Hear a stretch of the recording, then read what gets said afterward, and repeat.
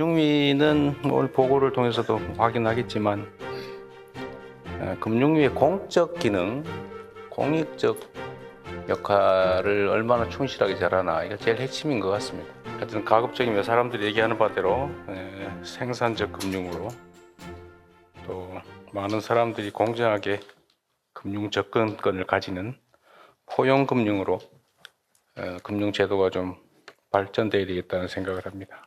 오늘 업무 보고에서 한번 그런 내용들을 같이 체크해 보겠습니다. 지금부터 금융위원회 업무 계획을 보고드리겠습니다. 지난 6개월은 시급한 민생 회복과 금융정책의 새로운 기틀을 마련하라는 국민의 명령을 이행하기 위해 숨가쁘게 달려온 시간이었습니다. 먼저 무너진 민생 경제의 신속한 복구에 금융이 앞장섰습니다. 신용사면을 통해 286만 명께 다시 일어설 기회를 드렸고, 세도약기금을 출범시켜 장기 연체에 시달려온 113만 명의 경제복귀 지원을 개시하였습니다. 아울러 대통령님의 현장 간담회 지시 이후 주가조작 근절 합동대응단을 즉각 구성하고 1호, 2호 사건을 신속히 적발해 주가조작 폐가망신의 원칙을 명확히 하였습니다. 이어 150조 원 규모의 국민성장펀드 출범, 금융권의 603조 원 자금 공급 약속, 역사적인 코스피 4000시대 개막 등 금융이 드디어 미래를 향해 움직이기 시작하였습니다. 내년 우리 경제는 이제 회복을 넘어 잠재 성장률 반등의 원년으로 대도약해야 합니다. 금융이 대전환을 통해 경제 대도약으로 가는 큰 길을 열어가겠습니다. 그 큰 길의 방향은 생산적 금융, 포용적 금융, 신뢰받는 금융, 이 세 가지 전환입니다. 중점 추진 과제입니다. 먼저 생산적 금융은 우리 경제의 잠재 성장률 반등을 위한 구체적인 성과를 만들어내겠습니다. 먼저 국민성장펀드가 핵심이 되어 첨단 산업 주도 경제 성장을 선도하겠습니다.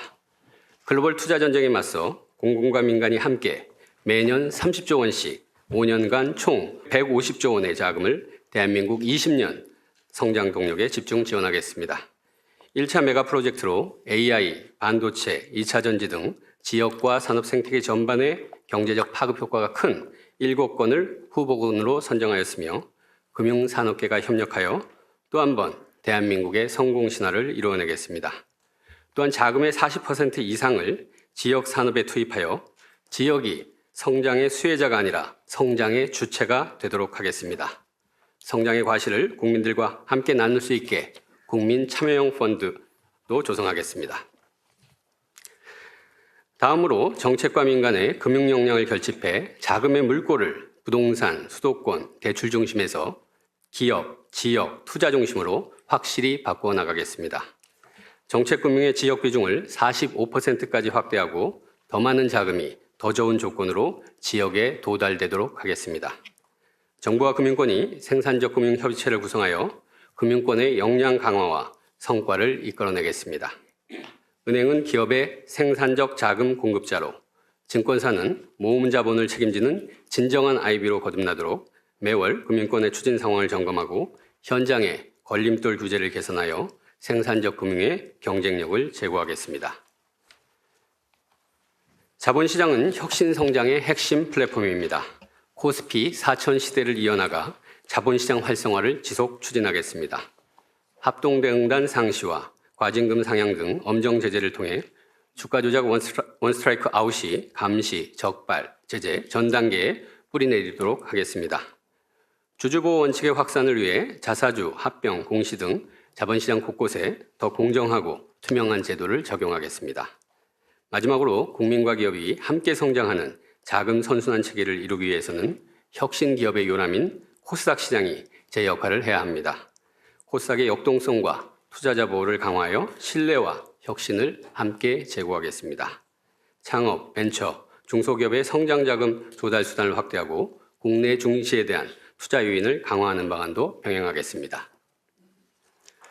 포용금융은 잔인한 금융 구조 자체를 개혁해 사람 살리는 금융을 구현하겠습니다.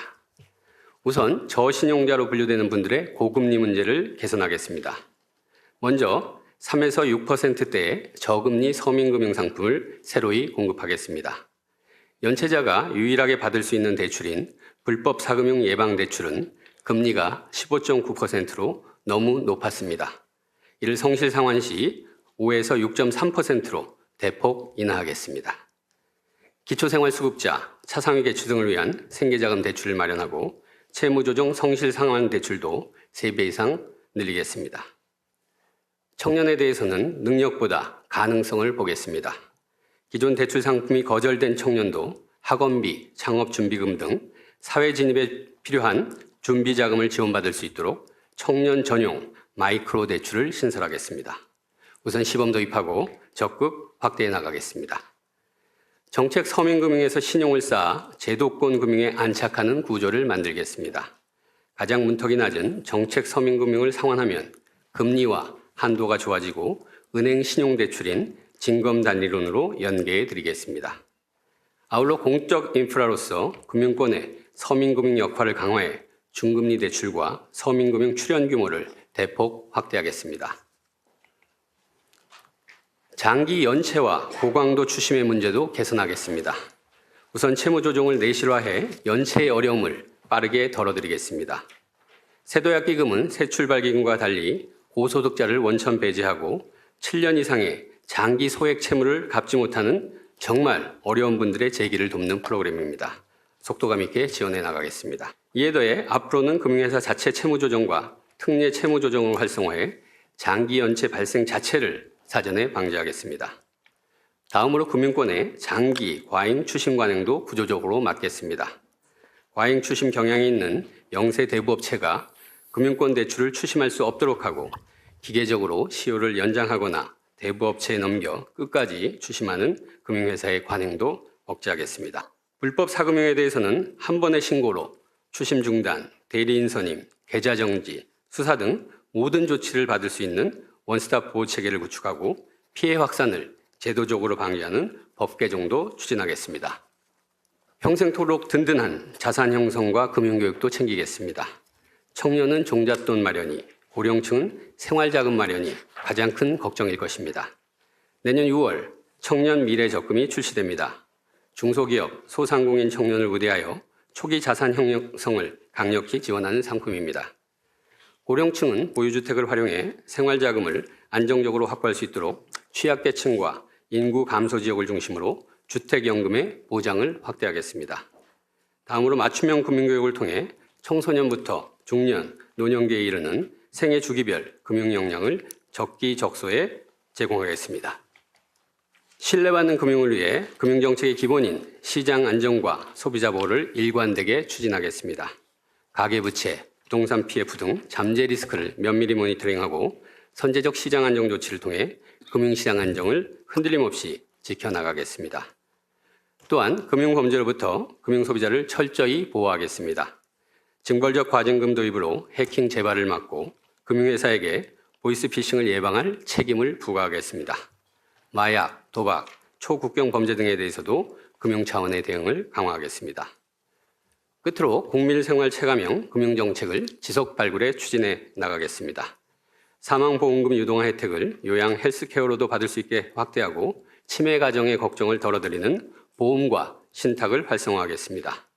생업에 집중하고 있어도 AI 대리인이 자동으로 금리 인하를 요구하는 서비스, 현금 없는 사회에서 미성년자, 채무조정자, 저신용자의 불편을 해소하는 새로운 카드 상품 등 일상에서 느낄 수 있는 금융혁신을 만들어 가겠습니다. 오늘 보고드린 모든 과제는 결국 하나의 질문으로 모아집니다.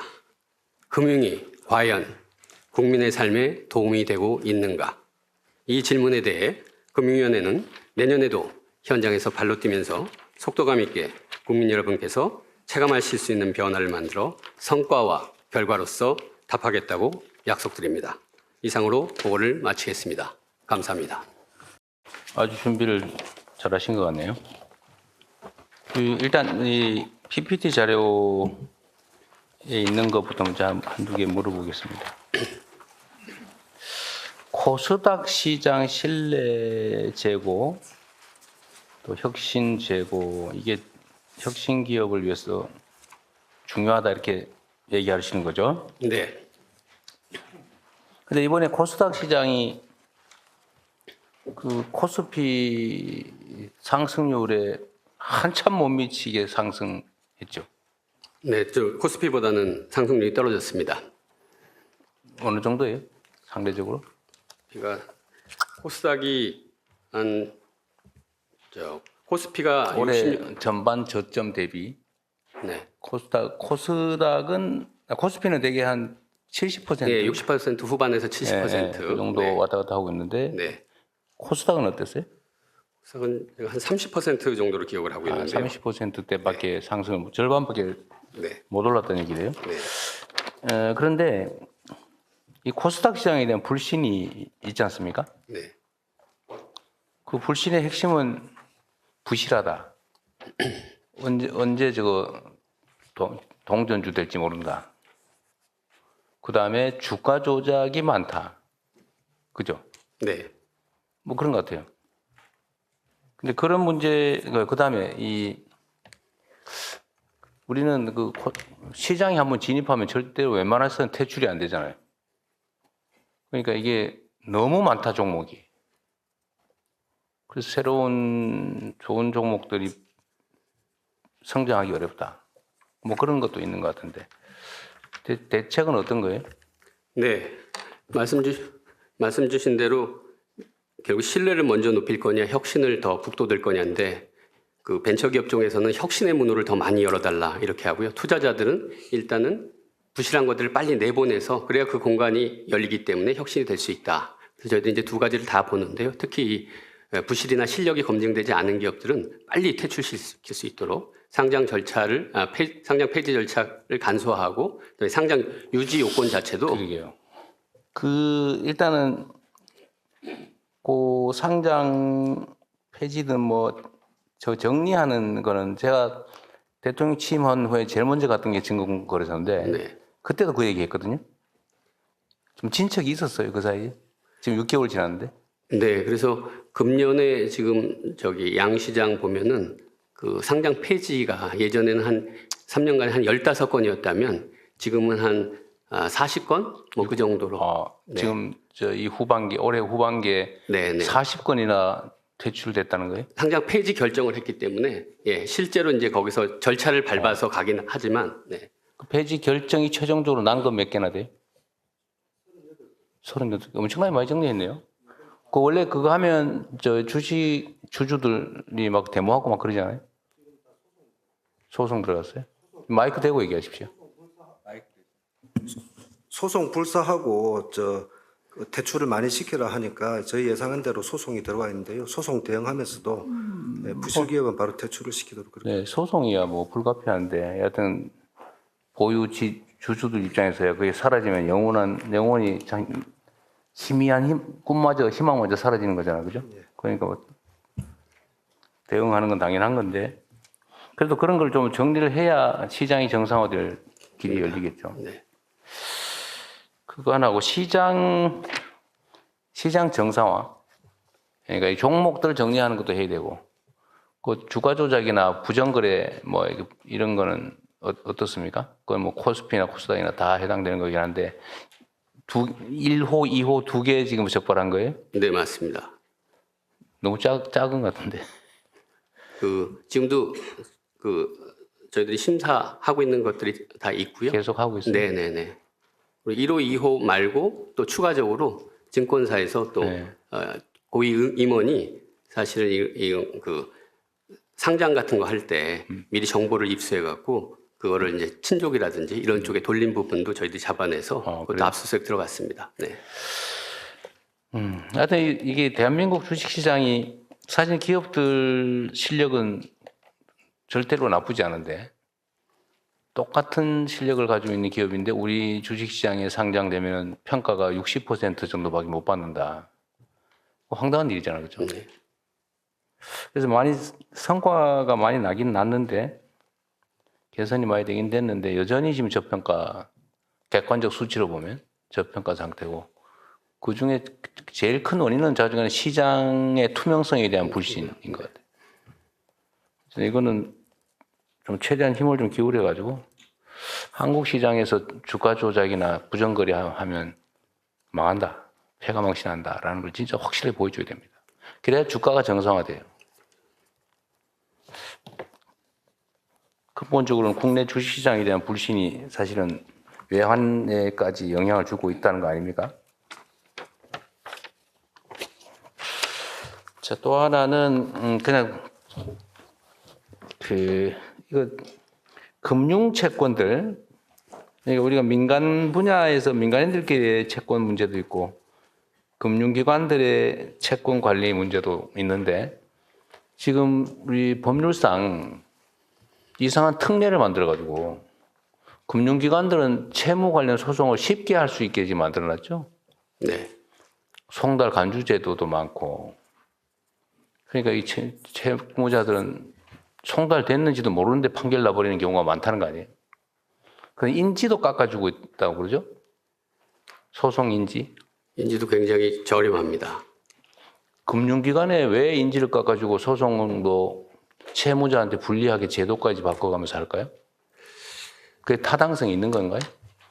이게 법무부랑 좀 협의를 해봐야 되는데요. 제가 보기에는 예전에 IMF 때 당시에 이제 부실 채권을 빨리 정리하는 게 그게 워낙 급선무여가지고 그 당시에 정책 목적에서 이쪽에 말씀 주신 대로 너무 과도하게 페이버를 준 게 아닌가 그렇게 생각하고 있습니다. 어차피 지금 금융기관에서 돈 빌려가지고 능력이 없어서 돈 못 갚고 있는 사람들은 이제 부실 채무자들 그거에 대해서 송달 특례, 인지 특례 이런 것까지 줘가면서 결국은 소위 기판력을 이용해가지고 채권 소멸시효 기간만 연장한 거 아닙니까? 보통 상사채권은 3년 길어야 5년인데 10년짜리로 다 만든 거 아니에요. 그래가지고 그걸 자꾸 갱신하고 근데 인지도 깎아주니까 대부업체나 이런 데서도 쉽게 하고 그랬던 거 아닙니까? 그거 매우 부당해 보이는데. 맞습니다. 그러니까 소멸시효를 연장하는 게 너무 쉬워서 그게 너무 유리하게 그쪽으로 몰아간 측면이 있어서 이런 부분까지도 저 법무부랑 협의해서 제도 개선 방안을 강구해 보겠습니다. 저는 그 헌법상 평등권 침해처럼 느껴지던데 법률로 금융기관에 부당하게 유리한 제도를 만드는 건 저는 문제가 있다고 보이니까 이 제도를 개선해야 되지 않을까 싶은데 그것도 한번 판단해 보십시오. 네, 알겠습니다. 너무 심하잖아요. 힘없는 사람한테 더 불리하게 하면 되겠습니까? 그 금융기관이 뭐 돈이 없어 인지대가 부족해서 그런 것도 아니고 그거 왜 깎아줘요? 그 이해가 안 되던데. 자, 그 다음에 준비된 자료들을 좀 같이 한번 보겠습니다.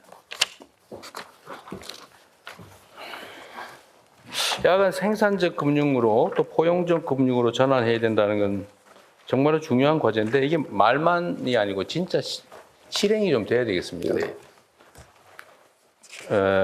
금융기관들의 그 영업이익률, 우리나라 금융기관들의 영업이익률하고 다른 나라의 평균적인 영업이익률하고 비교하면 좀 어때요? 영업에 비교하면 아마 미국 거는 ROE 같은 게 우리보다 더 높게 나오고요. 그다음에 유럽 거는 우리보다 좀 낮게 나오고 그 중간? 중간쯤 됩니까? 네.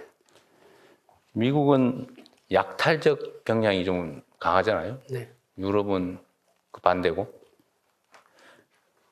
가급적이면 우리도 포용성이나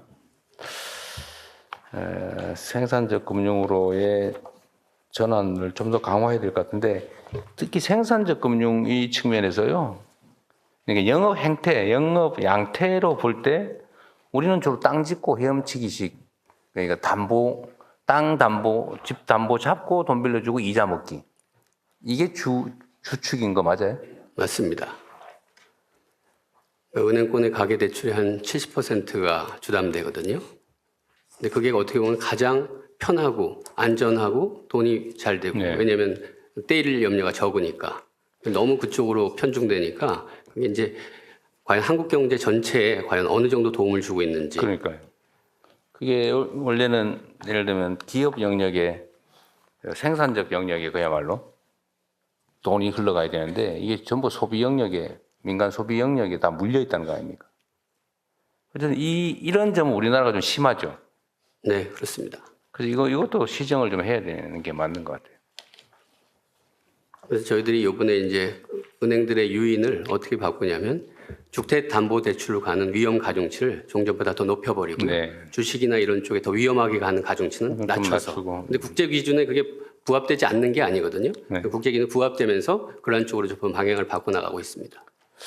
그리고 그런 제도 개혁들을 그러니까 이 정책 변화나 이런 것들을요 가급적이면 법률 형태로 좀 나중에 정리가 좀 되면 법률 형태로 좀 고정을 시키면 좋겠어요. 이게 의지를 가지고 막 겨우 힘들게 조금씩 바꿔놓으면 어느 순간에 휙 되돌아가 버리더라고. 이 돈이 힘이 무섭잖아요. 그래서 좀 제도화하면 좋겠다. 일단 일정한 정책 개선을 이뤄내면 그걸 제도로 만들어놔서 그냥 그것도 그냥 지침이니 뭐 관행이니 이런 수준이 아니고 가능하면 입법 형태로 좀 확실한 게 일단 좀 개선 성과를 좀 많이 만들어야 되겠습니다. 네. 이 포용금융 문제도 마찬가지인데 하여튼 뭐 계속 제가 반복적으로 얘기하는 게 이게 워낙 심각한 주제인데다가 잘 안 고쳐져서 하는 얘기예요. 진짜 돈이 필요한 사람들은 서민들이잖아요. 그런데 예를 들면 돈도 많고 담보력도 크고 신용도도 높은 사람은 더 돈을 벌기 위해서 금융을 활용하는 측면이 있지 않습니까? 네. 더 많은 금융 이익을 얻기 위해서 또는 투자 이익을 얻기 위해서. 근데 서민들은 먹고 살라고 생존하려고 하는데 여기는 안 빌려주잖아요. 여기는 결국 15.9% 이자를 쓰든지 무슨 뭐 제2금융 심리적 사채를 쓰든지 대부업체 가든지 해가지고 이자를 뭐 엄청나게 내야 되는 이게 지금 빈익빈 부익부를 심화시키지 않습니까? 그게 아마도 그 자산 격차가 지금 더 급격하게 벌어진다는 거 아니에요? 소득 격차보다? 그 결국은 금융 역할 때문에 그런 거 아닌가요? 이제 글로벌 금융의 저금리가 됐을 때 학자들이 과연 저금리가 되는 게 소득 분배에 플러스가 될 거냐 마이너스가 될 거냐. 보통 보면 저금리가 되면은 말씀하신 대로 더 금융 공급이 잘 돼서 격차를 줄일 것 같지만 오히려 고소득자나 이런 분들이 더 잘 활용하기 때문에 그 돈을 갖고 더 많이 격차를 벌리는. 그러니까 저금리나 금융 상황이 개선이 되면 신용도 높은 고소득자 이런 쪽이 압도적으로 유리해져 가지고 자산 격차가 확 벌어져 버린다는 거잖아요. 금융의 역할이 반대로 가고 있는 거죠. 근데 이런 건 일종의 자연현상 같은 건데 이거를 교정하는 힘은 결국 정책과 정부밖에 없잖아요. 그래서 금융이나 금감원 역할이 정말로 중요합니다. 근데 의지를 가지고 열심히 해도 조금 개선되는데 잠깐만 방심하면 확 되돌아가잖아요.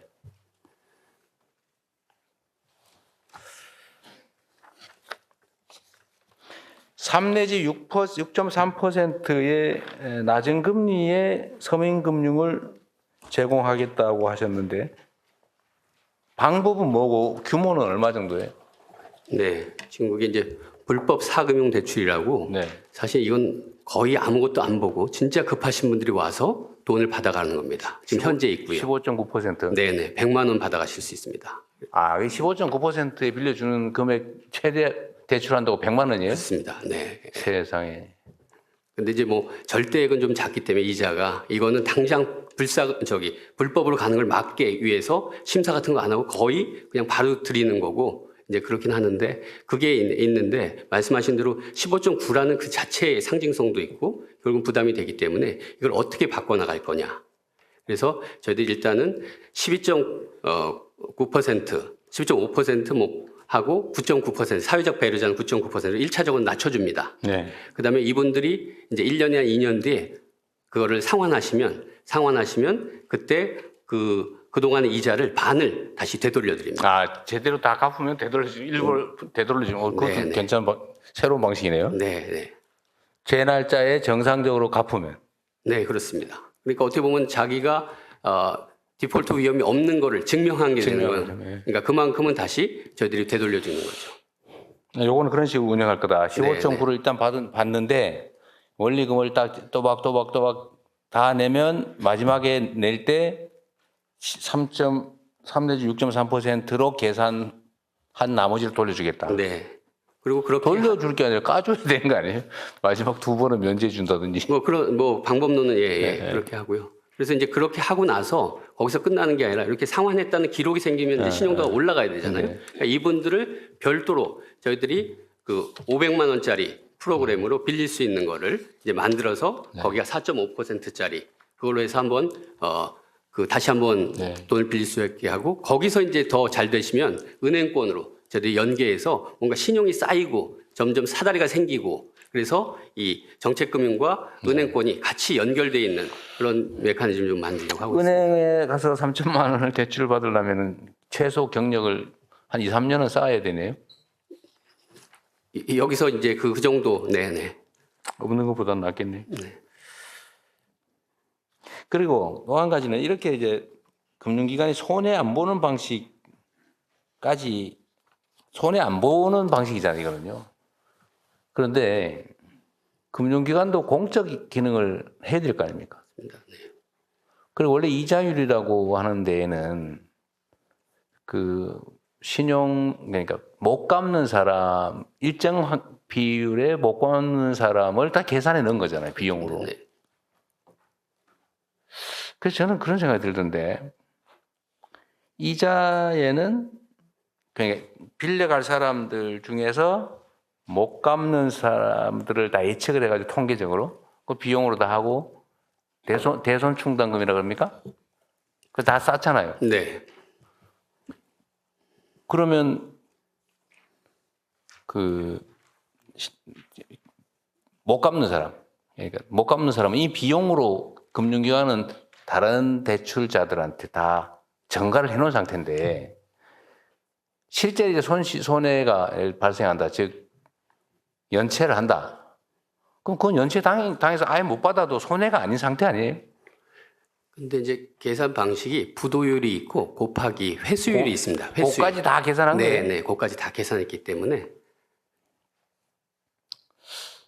참 기술도 많이 발전해가지고 아주 악착같이 하는 건 좋은데 이러다 보니까 금융이라고 하는 영역은 가장 자유주의적인 아주 그냥 정말 피도 눈물도 없는 자본주의의 아주 최첨단 영역 같은 그런 느낌을 줘요.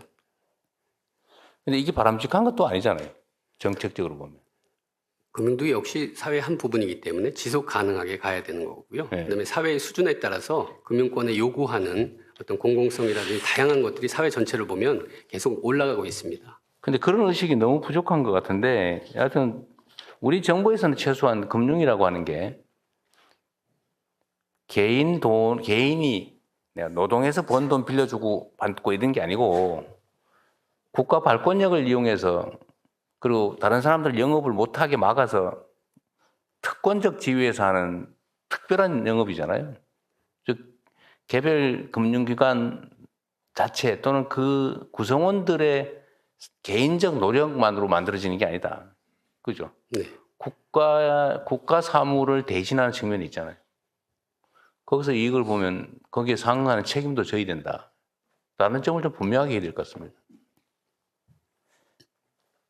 근데 그런 공적 책임 의식이 충분한지는 계속 의문이에요.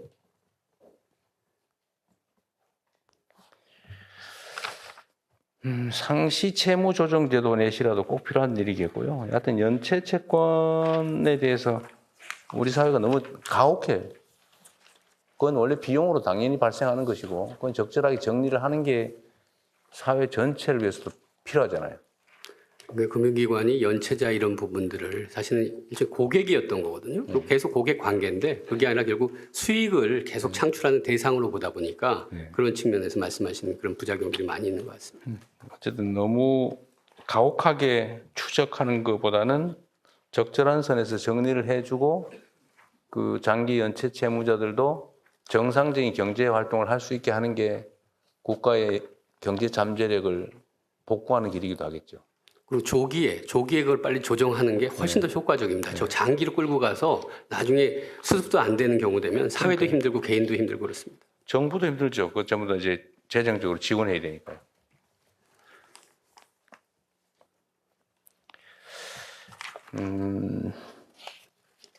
해킹 금융범죄 분야야 열심히 할 것 같고.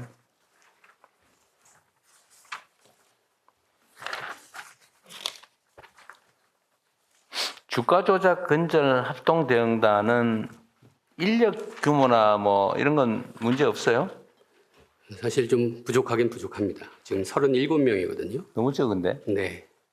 그래서 거기는 각 기관에서 파견 보낸 거예요? 네, 저희 금융위에서 4명, 그다음에 금감원에서 한 20명, 거래소에서 한 12명, 그다음에 단장이 금감원 단장 뭐 이렇게 했고 연합군이 되는데 그래도 칸막이가 없어지니까 단계별로 한참 하고 넘기는 거를 같이 동시에 보고 그다음에 뒷단에서 무슨 생각하고 있는지가 앞단에도 연결되고 그러니까 굉장히 효과적으로 의사결정이 이루어져서 그 종례 하면 굉장히 오래 걸렸던 거를 굉장히 짧게 그 기간들을 단축하고 이게 지금 네. 일종의 한 개의 팀인 거죠? 네, 어제 역할 분담도 꽤 있을 거고. 네.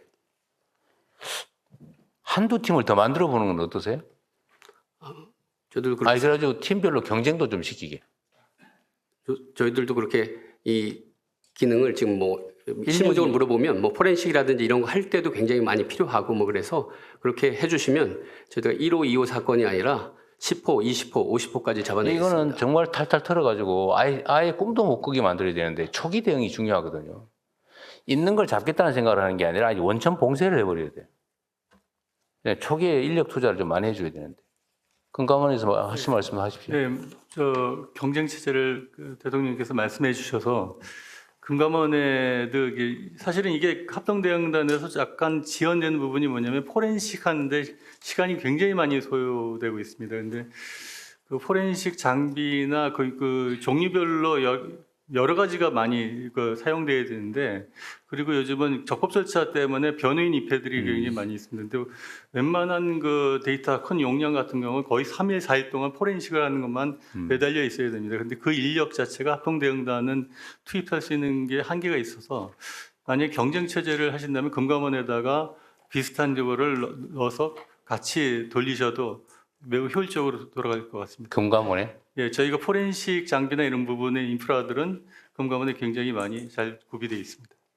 그냥 하면 되는 거 아니에요? 금감원이 원래 이거 하는 데 아니에요? 그래서 저희가 이제 그게 강제 조사권이나 이런 것들이 저희가 없어서 합동대응단은 그게 동시에 이제 진행될 수 있는 부분이 있고 금감원은 특사경이 있잖아요. 특사경이 이제 인지권한이 없어서 그 부분에 관해 곧바로 할 수가 인지권한이 없는, 없어요? 예, 그런 게 없어서 그런 부분이 있어서 여하튼 만약에 이렇게 해주시면 경쟁 체제를 한다면 합동대응단하고 이걸 같이 돌려보시는 것도 매우 효능감이 있으실 겁니다. 근데 이제 경쟁 체제를 하면 이게 결국 거래소에서는 감시를 하고 그다음에 금감원에서는 그러니까, 조사를 하고 이렇기 때문에 이걸 묶어서 한 팀으로 만들어야지 그러죠. 각자 하면 그 효과가 없습니다. 그러니까 제가 말하는 거는 네. 이런 합동팀을 맞습니다. 하나 더 네. 만들고 네. 공통과제는 같이 하면 될 테고. 근데 금감원은 원래 하는 일이 그건데. 한 말씀 더 올려도 네. 될까요?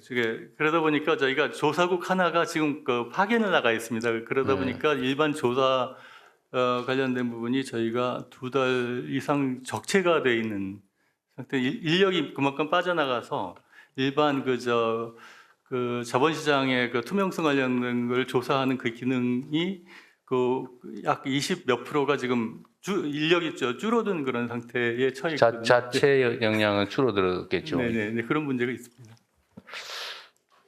근데 그전 잊어버리기 전에 인지 권한을 특사경한테 권한을 주는데 범죄 인지 권한을 안 주면 그럼 검사한테 다 부탁해야 된다는 얘기예요? 인지를 못하면 수사를 어떻게 합니까? 여튼 규정으로 훈령으로 지금 제한이 되어 있는 그런 상태입니다. 그거는 총리실에서요. 이게 각 부처의 특사경들이 다 그러고 있는 것 같아요. 보니까요. 다 그런 것 같아요. 인지 권한이 없는 것 같아요. 근데 그게 왜 그런지 한번 확인해 보시고요. 그러니까 정식 경찰이 아닌 특사경들이 어디 배치되어 있는지 그 사람들한테 인지 권한이 있는지 없는지 그거 한번 조사를 한번 해봐주세요. 예, 대통령이 그 기회를 주시면 우리 자본시장 전문가가 그 부분에 대해서 잠깐 설명을 좀 드리겠습니다. 금융위원회 증선위원 상임위원입니다. 그 히스토리를 설명을 드리겠습니다. 아니 뭐 길게 얘기할 거 없어요. 그냥 결론만 예. 얘기합시다. 근데 그렇게 길게 얘기할 시간은 없어요. 당초에 그 민간 그러니까 공무원에 대해서는 인지서건 주는 조사권을 그 검찰이 주는 거에 문제가 없다라고 국회와 이제 법원에서 그랬는데 국민인 신분에 대해서는 그냥 광범위한 이 수사권을 주게 되면 일반 국민의 법감정과 오남용 소지가 있으니 일정한 통제를 둬야 된다라고 하는 게 당초의 취지였습니다. 그러니까 금감원은 민간 조직이기 때문에 그렇다. 예. 그래서 그러면 공무원들인 특사경에는 그런 제한이 없나 보죠? 예. 그것도 한번 알아보십시오. 예, 알아봅시다. 그럼. 예. 알아보고 그 논리적으로 뭔 문제가 있는지도 검토해 보시고요. 말씀 올려드릴까요? 그러니까 지금 현재 국민건강보험공단 지금 하고 있는 특사경은 그 인지권한을 갖고 있는 것으로 저는 보고받고 있습니다. 그리고 또 하나는 그 한국부동산감독원 이번에 신설하는 것도 인지권한을 부여하는 것으로 알고 있습니다. 그래서 그걸 참고해서 종합적으로 판단해 주시면 감사하겠습니다. 건보공단은 수사 권한이 없어서 이번에 새로 주자고 한 거 아니에요? 이번에 결정해 주신 겁니다. 막 그러니까 시작하려고 합니다. 인지 권한이고 뭐고 아직 수사 권한 운영되는 자체가 없었잖아. 예, 맞습니다. 건보공단. 그거 잘못 알고 계신 것 같고. 어쨌든 그건 또 알아봅시다. 알아보고 이걸 좀 확대하는 방안을 좀 연구를 해보세요. 네, 연구해서 알겠습니다. 그거는 저기는 총리실에서 좀 전체 주관을 해서 너무 규모가 적은 것 같습니다. 저희도 이번에 한번 청을 드리면 저희들이 그 자본시장 조사하는 게 네. 2개 과밖에 없거든요. 그래서 예전에 자본시장 조사국이 있었는데 한번 국으로 만들어 주시면 제가 그 부분 같은 경우는 더 적극적으로 해보도록 하겠습니다. 공무원 수 늘리는 건 참 그렇더라고. 근데 금감원은 인원수가 꽤 많잖아요. 금감원이 원래 하는 일은 금융위는 조사보다는 정책 중심 아니에요? 원래 그래도 조사는 이 현장 여기 금감원이- 합동대응반에 4명을 보내는데요. 그 과가 5명입니다. 4명이 가버리니까 여기가 그냥 사실상 공백 상태가 되니까요. 근데 원래는 그거는 금융위와 관계없이 금감원이 조사해야 되는 거 아니에요? 네, 그렇습니다. 원래 그렇잖아. 그 구조에 관한 문제는 좀 더 의논해서 한번 얘기해 네. 주십시오. 네, 하여튼 분명한 거는 조사의 역량을 대폭 늘려야 되겠다는 거예요.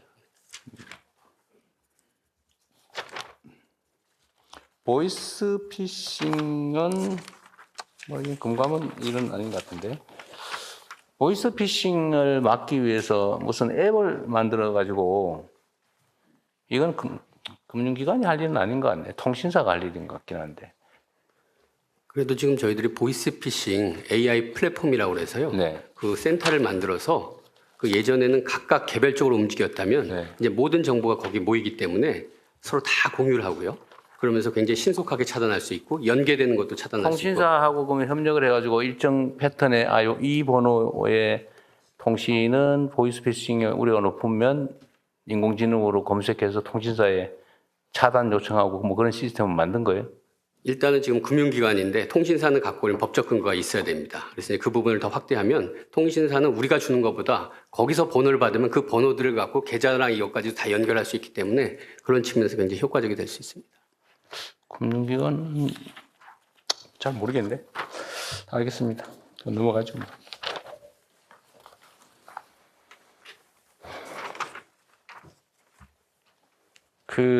여기 13페이지 2번 밑에서 2번 보면 영문 공시 의무 대상 법인을 확대하겠다. 내년 5월에 이 얘기죠? 13페이지에 보면 네네. 코리안 프리미엄 위익스를 신설해가지고 영문 공시 의무 대상 법인을 확대한다. 근데 이거 뭐 그렇게 어려워요? 최소 상장해서 등록해서 좀 내면 자기 회사 IR을 한글로만 하고 영어로 안 한다고 하는 게 이때까지 그랬다는 거죠, 지금. 네네. 예. 외국인 투자자들이 이런 얘기를 요청을 하더라고요. 근데 좀 창피했습니다. 네. 세계 10대 경제 대국 강국이라면서 기업 IR 자료가 영문으로 없다고 하는 게 참 그럼 우리나라 국내 기업들은 외국인 투자자들에 대해서 별로 관심이 없었다는 얘기인데. 예, 이런 부분도 하고 그다음에 외국인들이 사실은 이제 주총에서의 그 정보, 의결 사항 같은 경우도 더 추가적으로 정보를 원하는 게 있어서 그런 쪽도 계속 확대해 나갑니다. 일정 기준 이상은 의무적으로 하게 만들자 그 말이죠. 네. 네. 그리고 단계적으로 더 확대할 거고요. 또 영문 부담 같은 거 있는 경우는 거래소나 이런 데서 서포트하기로 했습니다. 14페이지 밑에 금융회사의 출연 규모 대폭 확대. 연 4,348억에서 6,321억. 참 저기 금융기관들이 연간 얻는 영업이익에 비하면 참 소소하네요. 네, 금융회사들이 아까 말씀하신 대로 결국 제도적으로 어떻게 사회적 기여를 할 거냐에 보면은 지금 현재 제일 중요한 게 출연금입니다. 네. 신보, 기보, 뭐 주금공 이런 데 다 내는 게 한 있고 그다음에 서민금융진흥원 그래서 다 합하면 한 3조 정도 되거든요. 3조? 네. 이거는 6,321억 이건 뭐예요, 그러면? 예, 이게 이제 서민금융진흥원 정책 서민금융 할 때 거기에 이제 서민금융에 내는 것만 이렇고 네. 그 외 출연금도 다 신용보증기금 같은 데 한 1.2조 될 거고요. 매년? 네네. 지신보 같은 데 한 7천억 될 거고요. 그다음에 주금공 같은 데 한 8천억 될 거고요. 그래서 그렇게 다 모아보면 그 정도 나오고요. 그다음에 교육세 같은 경우도 요번에 이제 1.7조에서 한 3조 이렇게 해서 늘려서 그런 식으로 하여간에 출연이라는 제도를 통해서 뭔가 사회적 역할을 할 수 있도록 계속 해나가고 있습니다. 우리나라 금융기관들의 소위 배당 성향은 몇 %쯤 돼요? 배당 성향이 그 한 3조 나오면 일본에 한 1조 정도 했던 걸로 기억이 납니다. 1조 정도? 30%, 33%, 30%대. 네네네.